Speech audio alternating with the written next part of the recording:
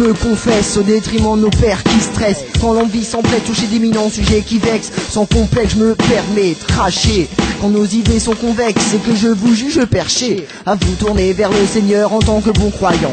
Je vous retourne les erreurs durant depuis plus de 1000 ans. Quand l'État, l'église copule, fais-nous ces bêtes joujoux qui ne valent pas plus qu'un pécule. Pas un sou par 10 pour qui par Dieu, bah pour eux sacre bleu. Je vous trouve sacrément con quand les lois sacramentales font de vous ceux qui implacablement sacrifieront. À vous cacher derrière Dieu comme dans les jupons de Fomère et se sentir sauvé en chantant par jour sa prière. Quand des prêtres violèrent vos femmes et vos enfants, adulant les ovaires où ils crachèrent leur sperme sans leur consentement. Quant à cette femme que l'on la bite à coups de pierre, car c'est l'âme de commettre l'adultère sur qui sur le bûcher brûlèrent pour ne pas avoir été ceux qui proliférèrent la bonne parole de Dieu, qui ne fut qu'une excuse pour légitimer tout ça. C'est sûrement pas de brillance qu'on use, un passimis, c'est en tout cas, voire pire, entretenir le tout comme s'il ne s'était rien passé.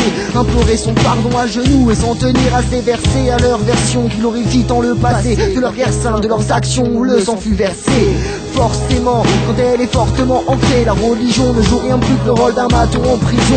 Je pense aussi qu'elle fut la meilleure de vos polices, quand tout ce monde est convaincu de ne vivre ici qu'un prémisse. Grâce aux promesses d'un sacerdoce et d'être complice, et qu'il caresse l'envie de faire des gosses pour qu'ils puissent renouveler le tout dans les générations futures, pour aboutir à des choux qui se jetteront dans la vie que leurs parents endurent. Si cela les dérange, ils prieront pour que cela change, mais rien n'y fera. Ils resteront des jouets dans des louanges encombrées de leur barda. J'entends par là tous ces petits trucs de la vie qu'on utilise et qu'on oublie car trop enfuis dans notre esprit.